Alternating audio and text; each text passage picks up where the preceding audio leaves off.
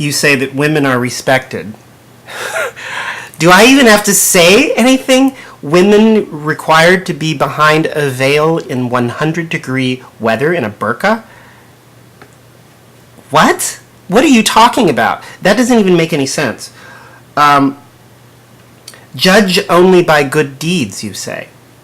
And when people do good deeds like give to the poor and so on and so forth, people in the judgment day will be judged, and you said that they'll go to heaven. Well, in this case, a huge percentage of the people in the Middle East who are Muslim are going to hell, and a whole bunch of atheists and agnostics up there in Sweden are going to go to Islamic heaven. Now, that's really odd, an Islamic heaven filled with all these Nordic people. Kind of odd. Those who are misguided, you said, are claiming things for the religion, and I assume you're referring to terrorists. But what I just read is what the terrorists are quoting.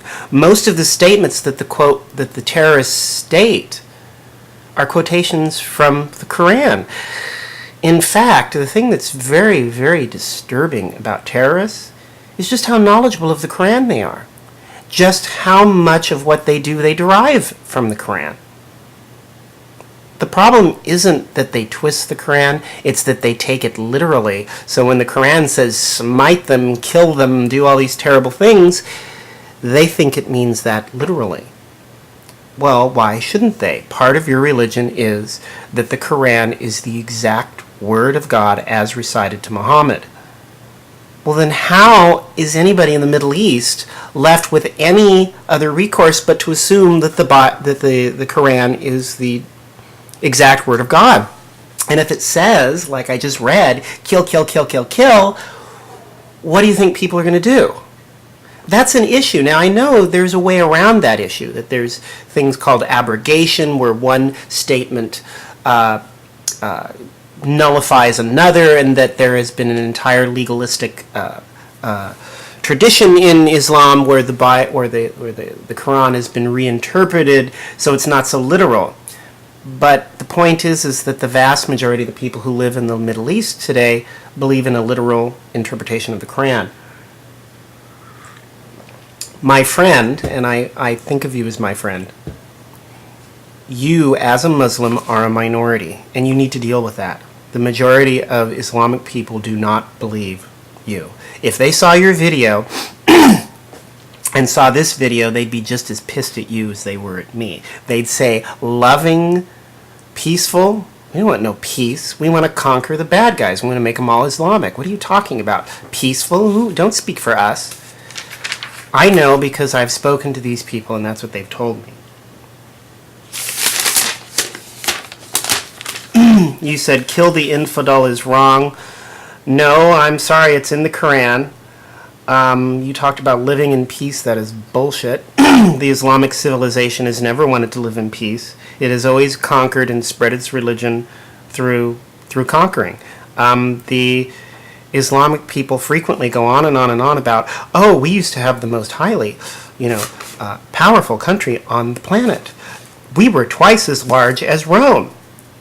Yeah, Rome was an evil country that conquered everybody.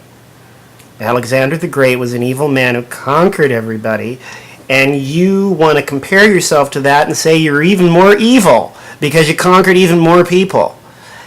And that's supposed to make us feel like you had a wonderful civilization, and that's supposed to convince us that Islam is a religion of peace. We're losing you on this one. You're not making very good arguments. You're going to need to think about that one.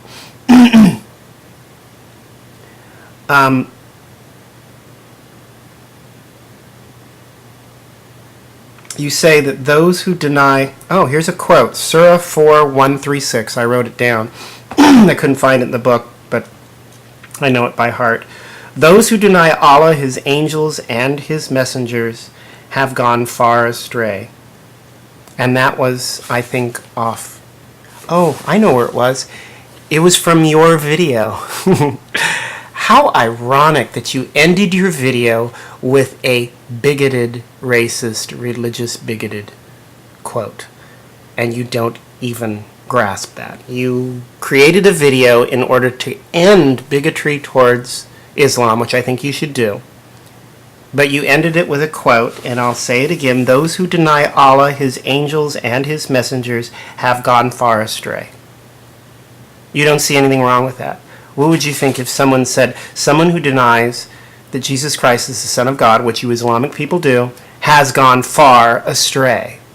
Wouldn't you find that a little condescending? Wouldn't you think the person who said that had something against Islam?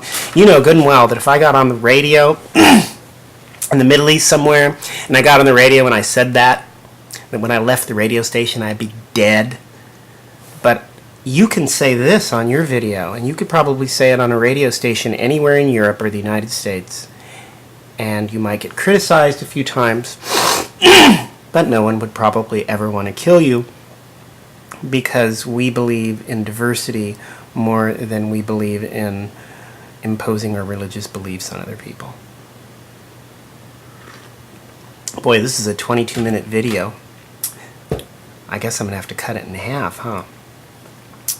This is Skeptic Sage. Thank you for putting up with me. I had to respond long-windedly because you said so much bullshit in your video. Sorry about that. I think you're a nice guy. I'd like to know you. I think you'd be fun to talk to.